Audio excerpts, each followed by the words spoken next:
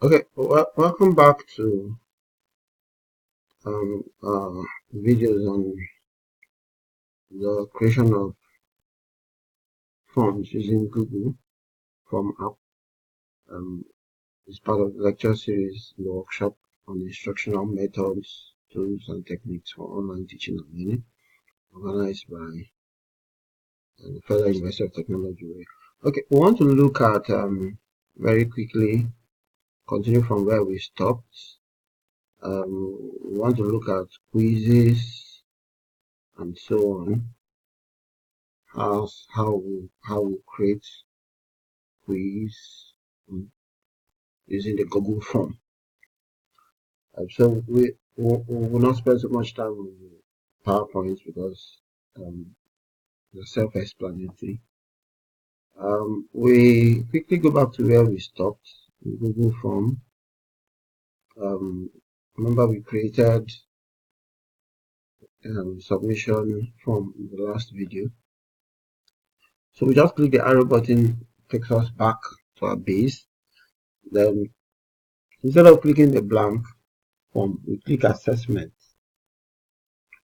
If you can't find your assessment at first glance, click on the gallery templates gallery. It publishes more of the templates. Google Form provides a template for online assessment. So you click on assessment.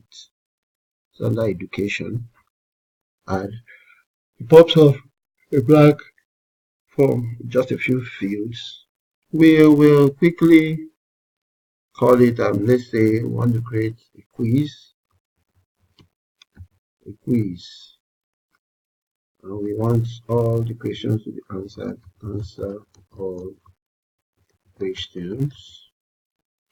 We're interested in capturing the name, so we just add full name and email. Okay, and the full name should be required. Like I already said, these are straightforward, no points because it's not going to be having score. Email is also good. Now this is a section, so we call this section 1. Sections are created using this icon, the T icon, title and description icon. So we create sections. So if you have 5 questions or 10 questions similar in one section, in section B you have another set of questions and so on. You use the section icon to categorize or group your questions. Google Form also has an inherent shuffling feature that shuffles the options. So if you open a form at the particular instant, the correct answer could be option 1. Another instance it could be option 3, and so on. So it has that feature of option reshuffling. So we enter our first question. So the description of these questions, let's say photo information about FUTO. So our question 1 could be, where is FUTO located?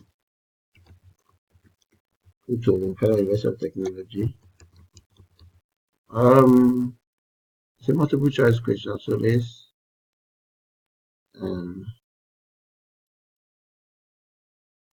say the first answer is Owerri,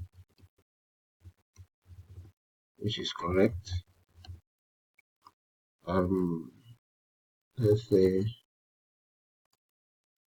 Abuja, which is wrong. Let's say Jos, which is wrong. Let's say Lagos. Where, let's be more specific, very west, because we have very north, very south, blah blah blah. Abuja East. Of course, it's wrong. Just this is state capital. Lagos, Ikeja,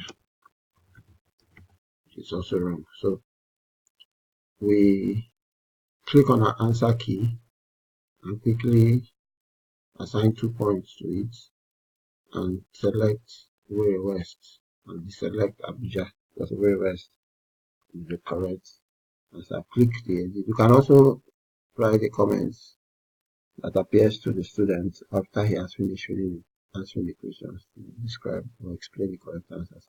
So we click on the answer field back and we are back there. We can enter a second question about FUTO. We say FUTO is a university. We could just make it a drop down, or rather a checkbox. So option 1 will say true, and option 2 will say false. We don't need option 3, 4, 5. We just have 2 options. We select the answer key. We assign 2 points to it and select true. That's a university. That's that.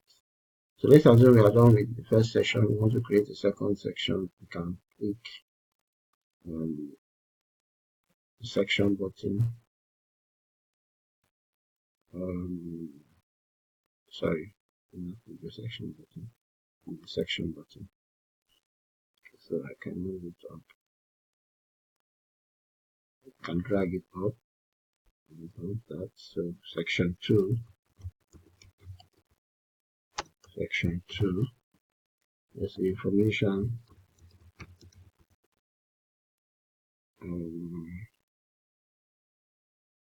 about Nigeria. So I can say question 1. When did Nigeria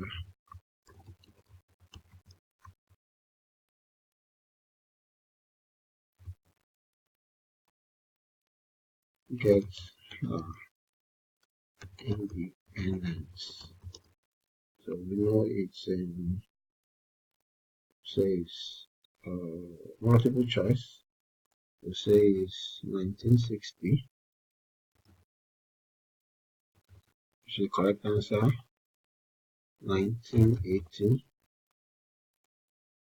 1970, and then 2001. So we click on the answer key and we assign 2 points or 1 point, and we select 1960 as the correct answer. And 5. So we have make it compulsory and decide not to make it compulsory. So we have 3 questions. We can delete the other questions. We can make do what we have.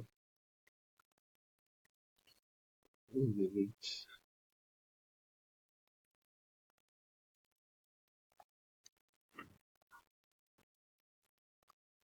To be first for this course. So delete.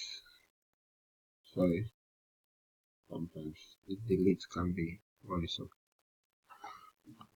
Okay, so delete.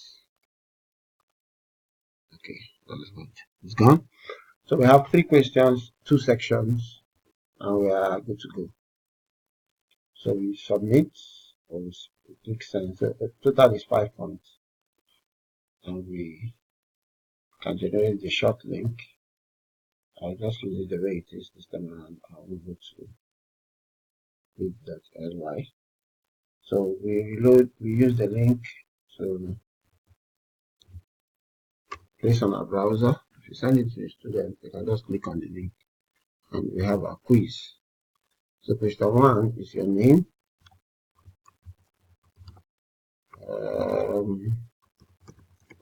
Question 2 is your email.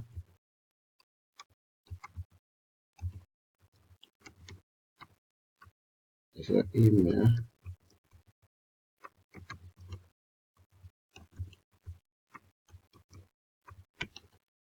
Okay. Question 3. So the first section, FUTO is located in the West. Please select the correct answer. FUTO is a university. Let's click false, which is wrong. When did Nigeria get our independence? 1960, which is correct. And so we have 2 correct answers, 1 wrong answer, because we know our score is going to be about 3/5. And we can view the score 3/5. So we can go back to our form, we now have one response, and we can view it and download the response like we did before, and get it into our computer. So that's the score 3/5. All the students, their scores will be listed, and the assessment is done, and you're okay with it. So you download, and can print it out as hard copy for documentation.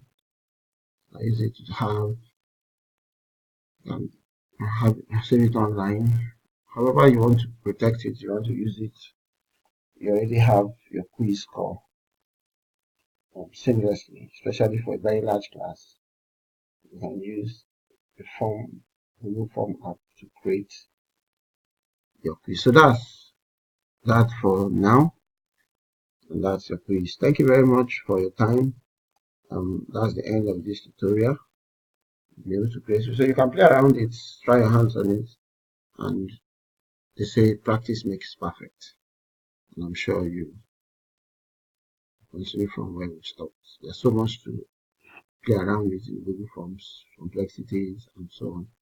And once you create a form, it saves automatically. You don't need to save it. It just saves automatically. You can access it year in, year out, upgrade it, update the questions, and so on, and makes life easier for everybody. Thank you very much for your time, and have a nice Google Form exploration.